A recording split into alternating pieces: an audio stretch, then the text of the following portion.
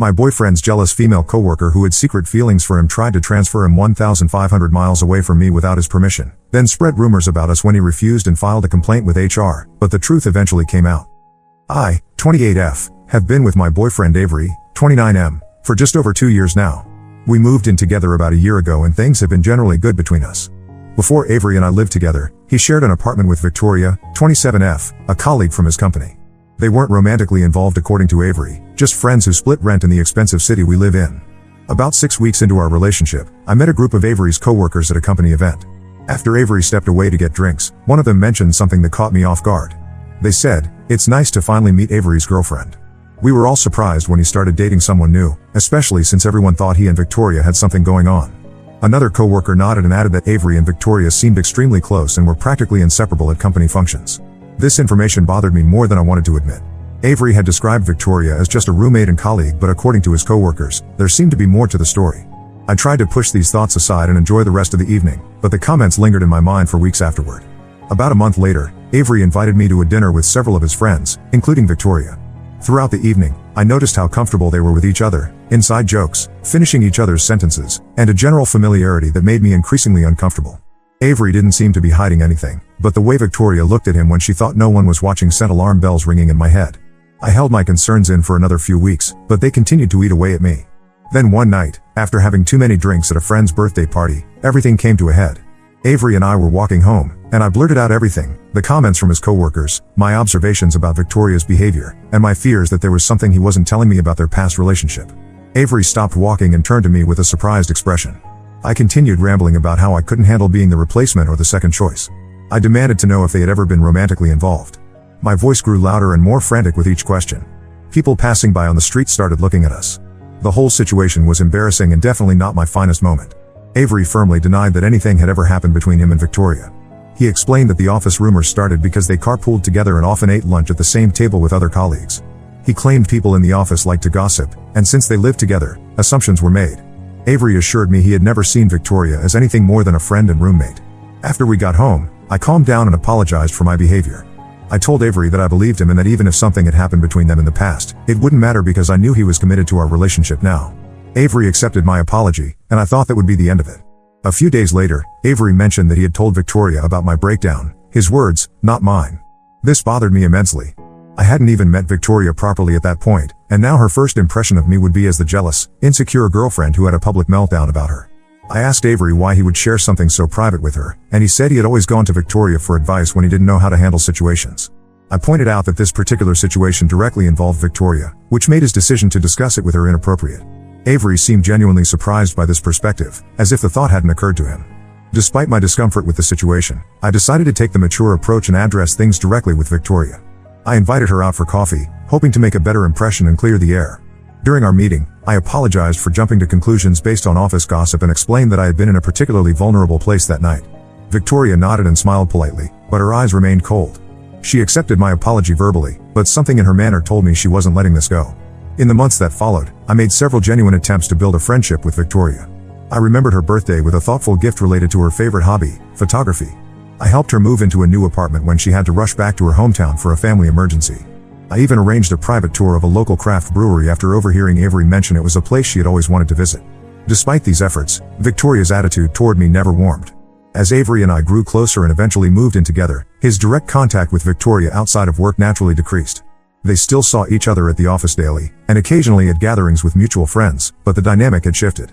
Avery seemed oblivious to the tension between Victoria and me, or perhaps he simply chose to ignore it for the sake of peace. At these group gatherings, Victoria consistently treated me with subtle disdain. She would greet everyone in the room except me. When I spoke, she would either talk over me or roll her eyes when she thought no one was looking. If I joined a conversation she was part of, she would find a reason to move away or change the subject. These behaviors were subtle enough that Avery never seemed to notice, but obvious enough that other friends occasionally gave me sympathetic glances. After numerous failed attempts to win her over, I eventually gave up trying. I decided it wasn't worth the energy anymore. When Avery asked why I had stopped making an effort with Victoria, I simply told him that I had tried my best, but some people just don't click. I wasn't going to force a friendship that clearly wasn't meant to be. About 8 months ago, Victoria received a promotion that put her in a management position above Avery. Her new role involved overseeing company expansion, including the opening of new branches in different cities. Avery was genuinely happy for her success and never expressed any discomfort about their changed professional dynamic. Last month, Avery mentioned during dinner that Victoria had approached him about an opportunity to head up a new branch office in a city approximately 1,500 miles away. The position would require him to relocate for at least 2 years, with only occasional trips back home. Avery told me he had immediately declined the offer, explaining to Victoria that he was established here with me and had no interest in a long-distance relationship or asking me to uproot my life and career. I thought that was the end of it until 2 weeks later when Avery came home visibly frustrated. He explained that despite his clear refusal, Victoria had submitted his name as a candidate for the position anyway. Her reasoning, according to Avery, was that he was the most experienced person in the department and would be the best choice for establishing the new location successfully. Avery had discovered this only when the department head congratulated him on being in the running for the prestigious opportunity. Avery insisted he would decline again, more formally this time, but I couldn't help feeling that Victoria's actions were deliberately calculated to create distance between us. Avery dismissed this idea, attributing her actions to professional considerations rather than personal motives. His inability to see what appeared obvious to me was frustrating, but I decided not to push the issue and create unnecessary conflict.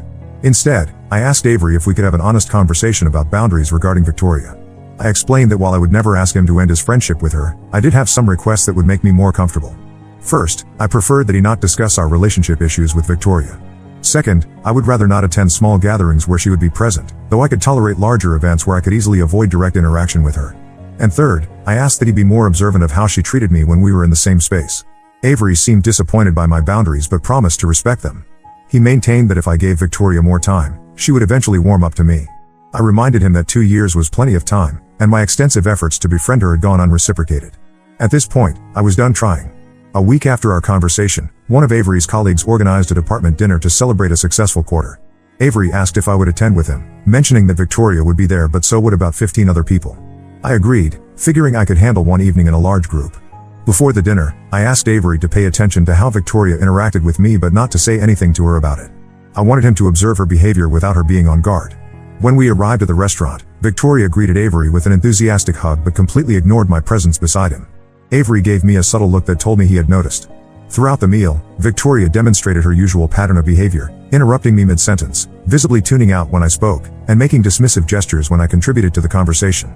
Each time, I caught Avery watching these interactions with increasing awareness. During a moment when Victoria left the table, Avery leaned over and whispered that he could clearly see what I had been talking about and apologized for not noticing sooner. This acknowledgement meant more to me than he probably realized. As the evening was winding down, one of Avery's colleagues raised a toast to Avery's exciting new chapter and wished him luck with the move to the new branch location. Avery and I exchanged confused glances. Avery immediately clarified that he had declined the position and had no plans to relocate. There was an awkward silence before Victoria chimed in, saying that Avery was one of the top candidates and the decision wasn't finalized yet. Avery's expression hardened as he explained to the table that he had explicitly removed himself from consideration weeks ago. The implication was clear: Victoria had gone behind his back a second time, somehow convincing management to keep him in the running despite his refusal. We left the dinner shortly afterward. In the car, Avery was uncharacteristically quiet. When we got home, he finally spoke up. He admitted that he had been blind to Victoria's behavior and motives for too long. He said he now believed my suspicion that Victoria had feelings for him and was deliberately trying to create problems between us. The following Monday, Avery requested a department transfer to remove himself from Victoria's direct supervision. He also filed a formal complaint with HR about her professional boundary violations regarding the transfer situation. HR took the matter seriously, documenting the incident and launching an investigation into Victoria's conduct. Avery also began exploring job opportunities at other companies, recognizing that the situation with Victoria might make his current workplace uncomfortably tense moving forward. He apologized again for not seeing the situation clearly sooner and promised to be more aware of how his friends and colleagues treated me in the future. While the situation with Victoria remains unresolved, Avery and I have emerged from this experience with a stronger understanding and appreciation for each other. Avery now recognizes the importance of standing up for our relationship, and I appreciate his willingness to take action once he saw the truth of the situation. Update 1. First, thank you everyone for the supportive comments on my original post. The situation with Avery, Victoria, and me has continued to develop over the past few weeks, and not all of it in ways I expected. After Avery filed the complaint with HR about Victoria putting his name in for the transfer despite his refusal, things at his workplace became tense. Avery told me that HR called both him and Victoria in for separate meetings. During Avery's meeting, he laid out exactly what happened, how he had verbally declined the transfer opportunity when Victoria first mentioned it, then formally removed himself from consideration when he discovered she had submitted his name anyway, only to find out at the dinner that she had somehow kept him in the running without his knowledge or consent. HR took it seriously enough that they escalated the issue to senior management. 3 days after filing the complaint, Avery was called into a meeting with the department director, the HR representative, and surprisingly, the company's COO. They apologized for the confusion and assured Avery that his name had been removed from consideration for the transfer. They also informed him that they were taking his complaint about Victoria seriously and would be conducting a thorough investigation. Meanwhile, Avery went ahead with his request to transfer to a different department. His request was approved surprisingly quickly, and he was moved to a team that works on domestic projects rather than international expansion. This meant he would no longer report directly to Victoria, though they would still occasionally need to collaborate on certain projects. The first week after Avery's department transfer was relatively quiet. He said Victoria kept her distance at work, and they only interacted when absolutely necessary for professional reasons. I started to think maybe the situation would resolve itself without further drama. I was wrong. Last weekend, Avery received multiple text messages from mutual friends who still work directly with Victoria. Apparently, she had been telling people that Avery requested the transfer because he couldn't handle working for a woman and that his complaint to HR was a vindictive attempt to sabotage her career after she rejected his advances. She had effectively flipped the entire narrative, portraying herself as the victim and Avery as the aggressor. Avery was blindsided by this information. Several colleagues he considered friends were now giving him cold shoulders, having only heard Victoria's version of events. One friend, Marcus, was kind enough to warn Avery about what was being said. Marcus told Avery that Victoria had been particularly convincing in her story, even shedding tears during a team lunch while describing how betrayed she felt by Avery's actions. Avery immediately contacted HR again to inform them of this new development. The HR representative advised him to document all instances of defamation and assured him that this information would be added to the ongoing investigation. They also suggested Avery refrain from discussing the situation with other colleagues to avoid escalating tensions in the workplace. That same weekend, we were supposed to attend a birthday party for one of our mutual friends, Kate. We knew Victoria would likely be there, but decided to go anyway since it was a larger gathering where we could easily keep our distance. When we arrived, the atmosphere immediately felt awkward. People who had previously been warm and welcoming toward Avery now barely acknowledged him. A few gave me particularly cold looks, making me wonder what Victoria might have said about me as well. Kate, the birthday girl, pulled Avery aside about an hour into the party. I couldn't hear their conversation, but Avery's expression grew increasingly troubled. When he returned to my side, he suggested we leave early. Once in the car, he explained that Kate had reluctantly told him that Victoria had been spreading rumors not just at work but among their friend group as well. According to Kate, Victoria had told several people that I was unstable and pathologically jealous, referencing the incident from 2 years ago when I had questioned Avery about their relationship. She had also implied that Avery was unhappy in our relationship but felt trapped because we lived together. These rumors explained the cold reception we had received at the party. Avery was furious. He texted Marcus asking for the names of everyone at work who had heard Victoria's false narrative. Marcus provided a list of about a dozen people, including 2 senior managers. Avery decided he needed to address this situation more aggressively than simply waiting for HR to complete their investigation. The following Monday, Avery requested another meeting with HR and the department director. During this meeting, he presented text message evidence of the rumors Victoria was spreading both at work and socially. He emphasized that her actions had created a hostile work environment and were causing significant damage to his professional reputation and personal relationships. The HR representative and director appeared genuinely concerned by this escalation. They informed Avery that they would be calling Victoria in immediately for another discussion and would consider more serious disciplinary actions. They also offered to arrange a mediated conversation between Avery and Victoria to clear the air, but Avery declined, stating that he no longer felt comfortable being in a room alone with someone who was actively trying to damage his reputation. 2 days later, Avery received an unexpected email from the company's legal department requesting a meeting. I waited anxiously at home while he attended this meeting, worried about what new development might be occurring. When Avery returned that evening, he looked simultaneously relieved and troubled. The legal team had informed him that after reviewing all the evidence, they found Victoria's actions constituted workplace harassment and potentially defamation. They were preparing to issue her a formal warning and would require her to attend workplace behavior training. However, they also wanted Avery to sign a non-disclosure agreement regarding the entire situation. Avery asked for time to consider this request and consulted with a lawyer friend before making any decisions. His friend advised that while the NDA would prevent Avery from discussing the specifics of the case or the company's handling of it, it would also likely come with a settlement that could be beneficial if Avery was considering leaving the company anyway. As it stands now, Avery is weighing his options. He's received interest from 2 other companies after quietly putting out feelers about new positions.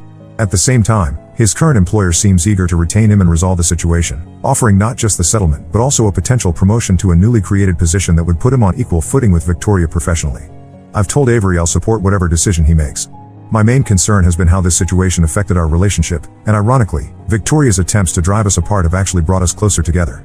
Avery now fully understands why I was uncomfortable around Victoria all these years, and he's apologized multiple times for not seeing her behavior clearly sooner. Our social circle has also begun to realign as more people learn the truth about Victoria's fabrications. Kate has been particularly supportive, reaching out to apologize for initially believing some of what Victoria had said and offering to host a smaller gathering soon with only friends who have not bought into the drama. I'll update again once Avery makes his decision about the NDA and his future with the company. Update 2. The past 2 months have been quite eventful. After much consideration, Avery decided to sign the NDA and accept a settlement from his company. The terms prevent him from discussing specific details about the situation with Victoria or the company's handling of it, but he was allowed to inform close friends and family that the matter had been resolved satisfactorily. The settlement amount wasn't life-changing, but it was substantial enough to give Avery some financial flexibility while he considered his next career move. Despite the company's offer of a promotion, Avery ultimately decided it was time for a fresh start elsewhere. He accepted a position at a competitor firm that offered similar work with slightly better pay and, most importantly, a clean slate professionally. His last day at the old company was 3 weeks ago, and he started the new job last week. Before Avery left his previous workplace, something unexpected happened. One of his closer colleagues, Trevor, asked to meet for lunch during their final week working together. During this lunch, Trevor revealed something that shed new light on Victoria's obsession with Avery. Apparently, before Avery and I started dating, Victoria had confided in Trevor that she had feelings for Avery and was planning to tell him once their lease renewal came up. Her plan, according to Trevor, was to suggest they stop being just roommates and try dating. However, before she could execute this plan, Avery met me, and within a few months, he decided not to renew the lease with Victoria and instead moved in with me. Trevor explained that he never mentioned this to Avery before because he thought it wasn't his place to share Victoria's private feelings. However, after witnessing her increasingly destructive behavior and the damage it caused to Avery's reputation at work, Trevor felt he needed to come clean. He apologized for not speaking up sooner and admitted he should have said something when Victoria first started spreading rumors. This revelation confirmed what I had suspected all along. Victoria's hostility toward me wasn't just about a 2-year-old drunken incident. It was rooted in jealousy and unrequited feelings for Avery. When Trevor asked if Avery had ever suspected Victoria's feelings, Avery admitted he had been completely blindsided. He had always viewed their relationship as purely platonic and professional. As for Victoria herself, we've heard through mutual acquaintances that she received a formal reprimand from the company and was required to attend both harassment training and professional counseling. She was also removed from the expansion project and reassigned to a different area with less autonomy. There are rumors that she's looking for employment elsewhere now that her professional reputation has taken a hit, but nothing confirmed yet. Our social circle has largely settled as well. The friends who initially believed Victoria's lies have mostly come around after learning more details. Kate has been particularly supportive, organizing several gatherings that deliberately excluded Victoria to give everyone space to rebuild relationships without tension. A few people remain firmly in Victoria's camp, but they were never particularly close to either Avery or me, so their distance hasn't been a significant loss. Avery's new job has been going well so far. His new colleagues seem friendly and professional, and he's enjoying the challenge of learning new systems and processes. The company culture appears healthier, with less office politics and gossip than his previous workplace. Avery mentioned that his new manager has already expressed appreciation for his experience and ideas, which has helped boost his confidence after the difficult past few months. On a personal level, Avery and I have used this experience to have several meaningful conversations about communication and trust in our relationship. Avery acknowledged that he should have been more aware of how Victoria was treating me and taken my concerns seriously from the beginning. I admitted that I could have been more direct about my discomfort instead of trying to win Victoria over with gestures of friendship when my instincts were telling me something was off. We've also discussed boundaries regarding workplace relationships moving forward. Avery has promised to be more mindful about sharing details of our personal life with colleagues, especially when it involves disagreements or vulnerable moments. I've agreed to be more forthcoming about my feelings rather than trying to manage uncomfortable situations on my own. One unexpected positive outcome of this whole ordeal is that we've started discussing our long-term future more seriously.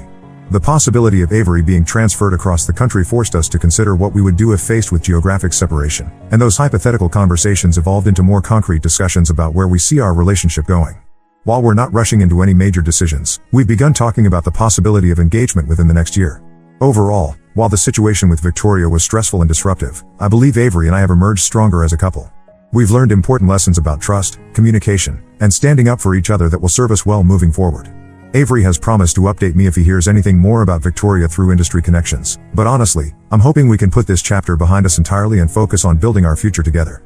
Update 3. It's been half a year since my last update, and I wanted to share what's happened since then, as this will likely be my final post about the situation with Avery, Victoria, and me. Avery has been thriving at his new company. Within 4 months, he was given additional responsibilities that came with a modest raise. His colleagues respect his expertise, and he's built positive professional relationships without the underlying drama that characterized his previous workplace. He often comments on how refreshing it is to go to work without wondering what new rumor or complication might be waiting for him. As for Victoria, we've managed to avoid direct contact with her, but we occasionally hear updates through our remaining mutual connections.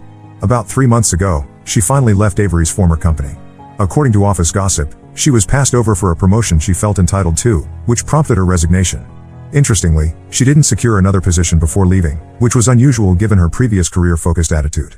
Last month, Kate ran into Victoria at a coffee shop downtown. During their brief conversation, Victoria mentioned she was taking time to reassess her career path and was considering moving to another state where her sister lives. Kate described Victoria as subdued and less confident than before, suggesting the professional and social fallout from her actions had taken a toll. While I don't wish hardship on anyone, there's a certain poetic justice in seeing natural consequences unfold.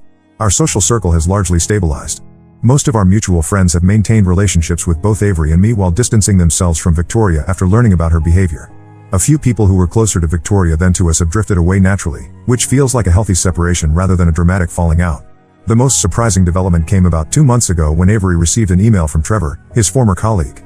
Trevor shared that he'd recently had dinner with Victoria, who had apparently done some reflection on her actions. According to Trevor, Victoria acknowledged that her feelings for Avery had clouded her professional judgment and damaged multiple relationships. She asked Trevor to pass along an apology to Avery, saying she wasn't ready to deliver it personally but wanted him to know she regretted her behavior. Avery read the email to me, and we discussed how to respond. Ultimately, Avery sent a brief, polite reply thanking Trevor for passing along the message and acknowledging Victoria's apology without explicitly accepting or rejecting it. He wished her well in her future endeavors but didn't invite further communication. This measured response felt appropriate, recognizing the olive branch without reopening a door we've deliberately closed. On a personal note, Avery and I have continued to strengthen our relationship. The challenges we faced with Victoria forced us to improve our communication and develop stronger boundaries as a couple. When disagreements arise now, we address them directly rather than letting them simmer, a valuable lesson learned from our experience. Last weekend, during a hike to a scenic overlook we visited several times throughout our relationship, Avery proposed. The moment was private and meaningful, exactly what I would have wanted. The ring he chose reflects my taste perfectly, nothing flashy or ostentatious, but thoughtful and elegant. We haven't set a date yet, but we're considering next fall for a small ceremony with close friends and family. As we plan our wedding, we've naturally discussed the guest list. Without mentioning Victoria by name, Avery brought up the question of whether we should invite any of his former colleagues. We decided to include only those who have maintained genuine friendships with us outside of the workplace context, which effectively excludes anyone who sided with Victoria during the conflict. Kate has enthusiastically volunteered to help with wedding planning and has already suggested several venues that would suit our preference for a low-key celebration. Her support throughout the Victoria situation has transformed what was once a casual friendship into one of our closest relationships.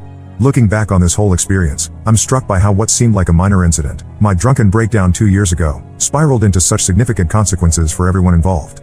Victoria's inability to move past that moment and her unrequited feelings for Avery eventually cost her professionally and socially. Avery learned important lessons about recognizing manipulation and standing firm in his boundaries. And I gained confidence in my intuition and the value of direct communication. While I wouldn't wish to relive the stress and uncertainty of the past 2 years, I can appreciate how these challenges shaped us individually and as a couple. Avery and I have built a stronger foundation for our future together, with clearer communication, greater trust, and a deeper appreciation for having each other's backs when it matters most. Thank you to everyone who offered support and advice throughout this journey. Your perspectives helped us navigate a difficult situation and come out stronger on the other side. I won't be posting further updates about this specific situation, but I'm grateful for the community that helped us through it. Now let's move to the next story. Story 2. My husband chose his lying, cheating brother over me, until his ex-wife showed up and exposed his manipulative behavior. Hey Reddit, I could really use some advice. This whole situation has been building up for what feels like forever, and I'm not sure how much more I can take.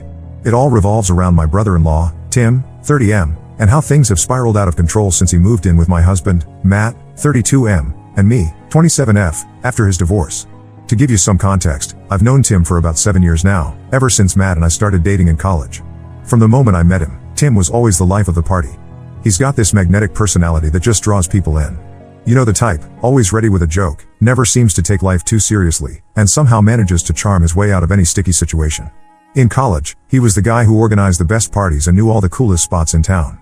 Matt would often tell me stories about their childhood, how Tim was always getting into mischief but somehow never got in trouble because he could talk his way out of anything. Matt and Tim have always been close, despite their different personalities. Where Tim is all spontaneity and charm, Matt is steady and responsible. I fell in love with Matt precisely because of his stability and reliability. We met in our junior year of college when we were paired up for a group project in our business ethics class. I was immediately drawn to his quiet confidence and the way he always seemed to have everything under control. We started dating soon after, and it just felt right from the beginning. After graduation, Matt landed a great job in finance, and I found my niche in marketing. We got married 5 years ago in a beautiful ceremony that Tim, of course, livened up with his best man speech, equal parts hilarious and heartfelt. Life was good, and we settled into a comfortable routine. We bought a cozy 3-bedroom house in the suburbs, thinking ahead to the future when we might start a family. Tim, on the other hand, never really settled down. He bounced from job to job, bartender, sales rep, even a brief stint as a motivational speaker. Nothing ever seemed to stick, but he always landed on his feet somehow. That all changed when he met Laura, 28F, at a mutual friend's wedding 3 years ago. It was like watching a whirlwind romance unfold in real time. Within 6 months, they were engaged, and by the 1-year mark, they were married in a lavish ceremony that, looking back, was probably way beyond their means. At first, everything seemed perfect. Laura was smart, beautiful, and seemed to ground Tim in a way nothing else ever had. He even managed to hold down a steady job as a sales manager for a local car dealership. Matt and I were thrilled. It felt like Tim had finally grown up and found his place in the world.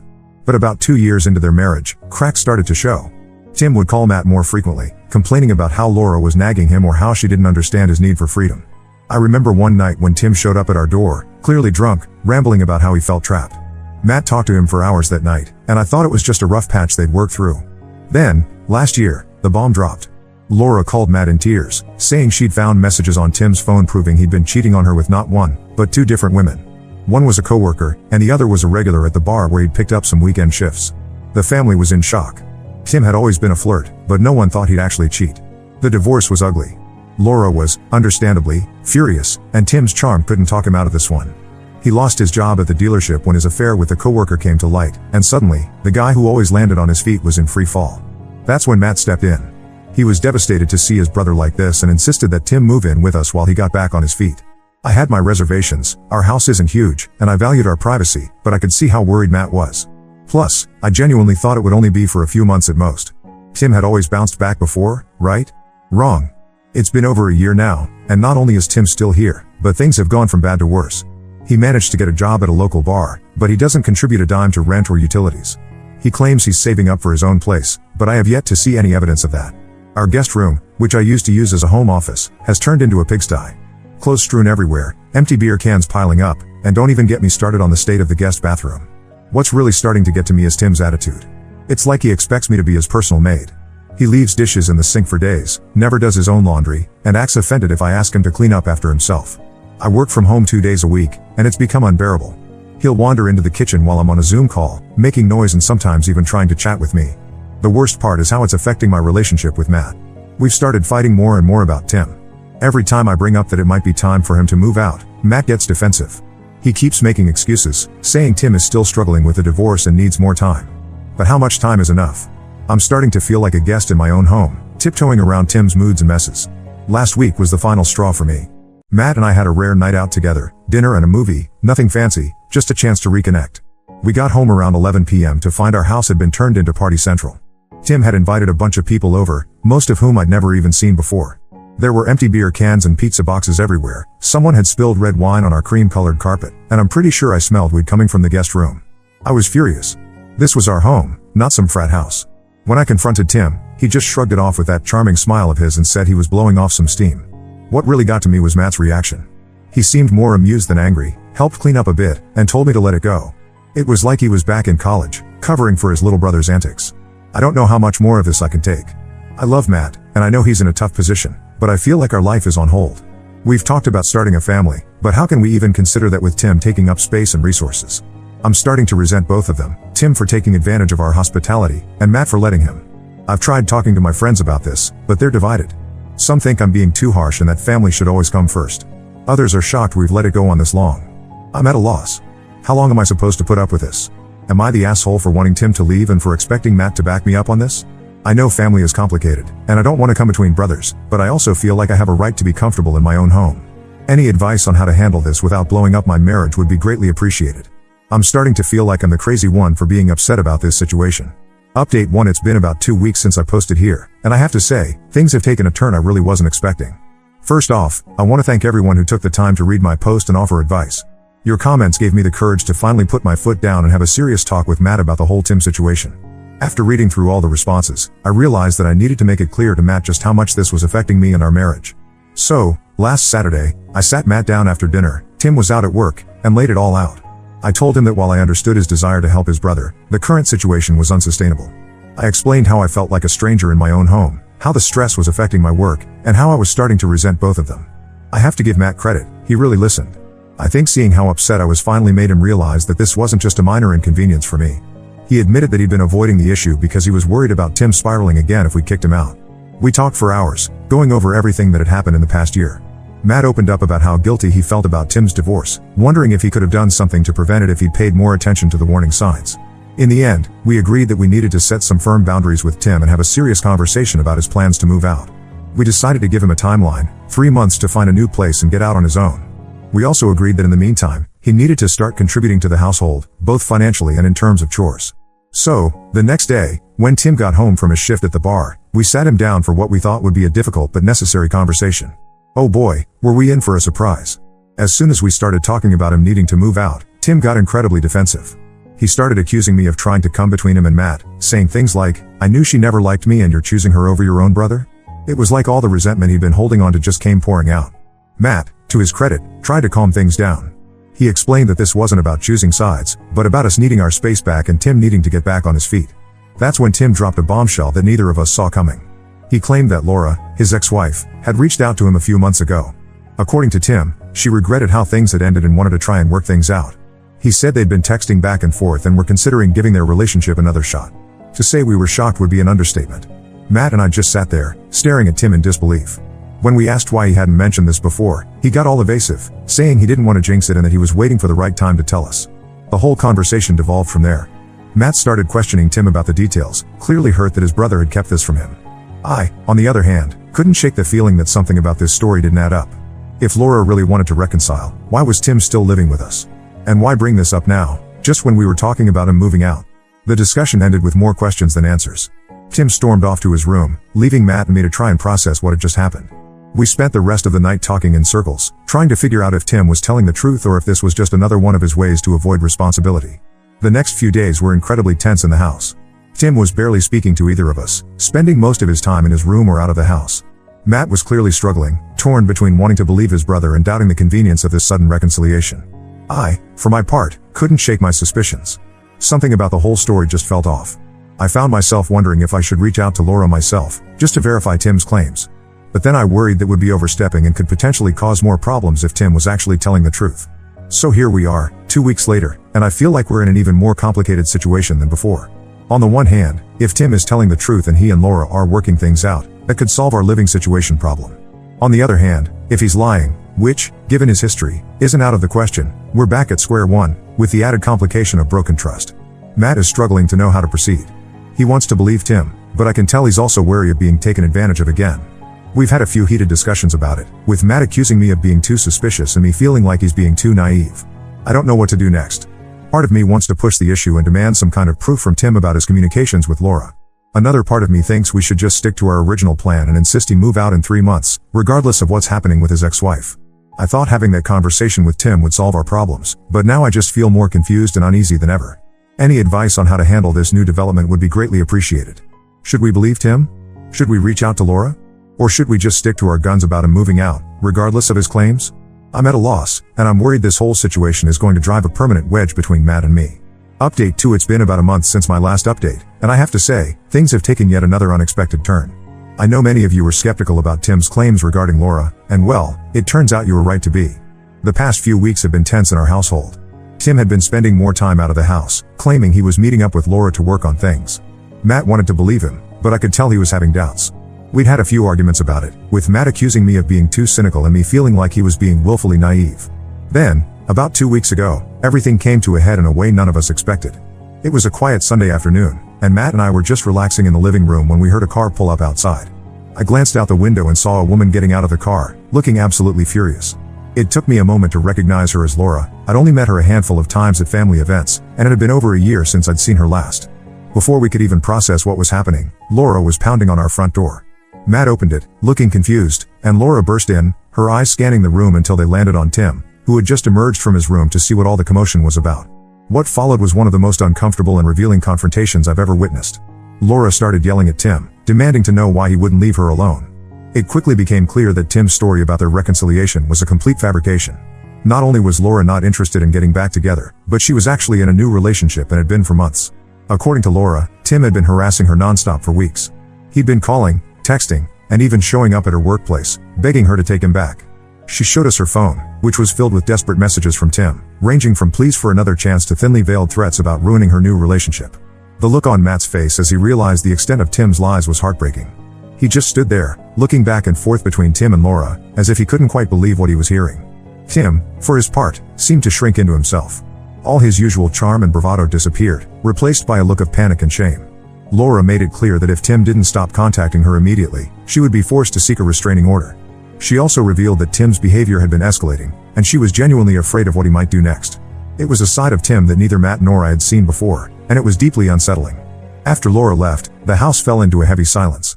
Matt looked utterly defeated, while Tim just stood there, seemingly at a loss for words. When Matt finally spoke, his voice was quiet but firm. He told Tim that he needed to leave, not in 3 months, not in a week, but now. I've never seen Tim look so small as he did in that moment. Without a word, he went to his room and started packing his things. Matt and I just sat in the living room, trying to process everything that had just happened. I wanted to comfort Matt, to tell him that none of this was his fault, but I couldn't find the words. Tim was gone by the next morning. He left a note for Matt, full of apologies and promises to get help, but it felt hollow after everything we'd learned. Matt hasn't spoken to him since, and I know he's struggling with feelings of guilt and betrayal.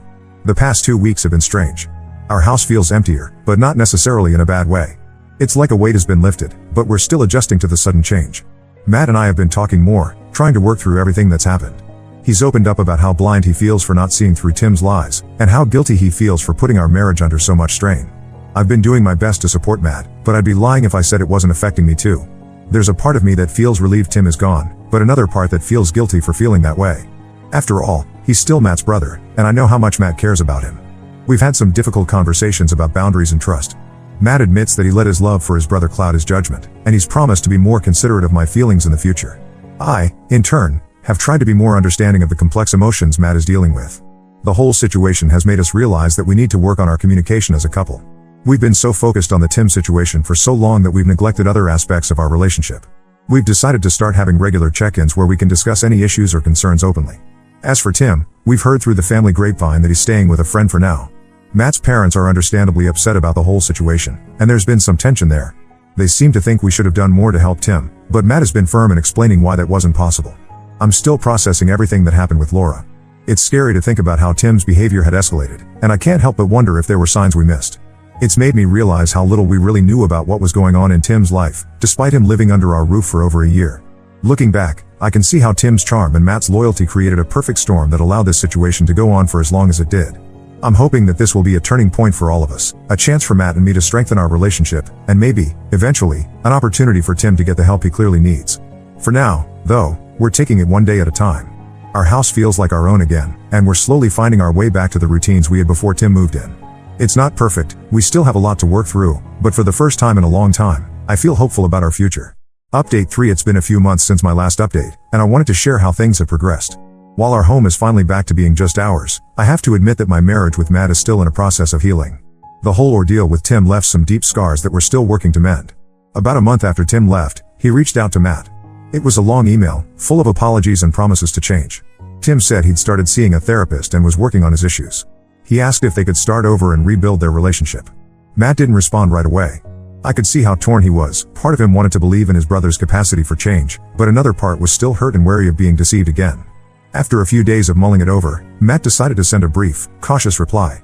He told Tim that while he was glad to hear he was getting help, he needed time and space to process everything that had happened. He made it clear that any future relationship would need to be built on honesty and respect, not just for Matt, but for me and our marriage as well. Since then, there have been a few sporadic text messages between them, mostly initiated by Tim. Matt keeps me in the loop about these communications, which I appreciate. It's a delicate balance. I don't want to control Matt's relationship with his brother, but I also need to protect our home and our relationship from falling back into old patterns. As for our marriage, we've been working hard to rebuild the trust and intimacy that got lost in the chaos of the past year. We started couples counseling, which has been incredibly helpful. At first, I was resistant to the idea. I felt like we shouldn't need outside help to fix our problems. But our therapist has given us tools to communicate more effectively and work through the resentment and hurt that had built up. One of the biggest challenges has been helping Matt work through his guilt. He still beats himself up for not seeing through Tim's lies sooner and for putting our marriage under so much strain. Our therapist has been helping him understand that while he can take responsibility for his actions, he's not responsible for Tim's behavior or choices. We've also been working on reestablishing our own routines and goals as a couple. We've started having regular date nights again, something that had fallen by the wayside during Tim's stay. We're also tentatively starting to discuss our future plans again, including the possibility of starting a family. It feels good to be looking forward instead of constantly dealing with the drama of the present. As for Tim, we've heard through family that he's still struggling to find his footing. He's had a few short-term jobs but nothing stable. There are rumors that he's been seen around town with a new girlfriend, which honestly makes me a bit nervous.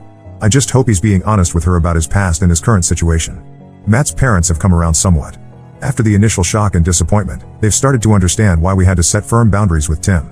They've been supportive of Matt and me working on our marriage, which has been a relief. Looking back on this whole experience, I'm struck by how much it's changed us, individually and as a couple. There were moments when I wasn't sure our marriage would survive the strain, but in many ways, I think we've come out stronger. We've learned a lot about communication, boundaries, and the importance of putting our relationship first. That's not to say everything is perfect. We still have our moments of tension, especially when the topic of Tim comes up. But we're better equipped now to handle these challenges together. We're more honest with each other about our feelings and more willing to compromise. As we move forward, I'm cautiously optimistic. I know there will likely be more challenges ahead, especially as Matt navigates his evolving relationship with Tim. But I feel like we have a solid foundation now to face whatever comes our way. To anyone out there dealing with similar family drama, my advice would be this: don't be afraid to set boundaries, even with family. Communicate openly and honestly with your partner, and don't let outside influences come between you. And most importantly, remember that it's okay to prioritize your own well-being and the health of your relationship.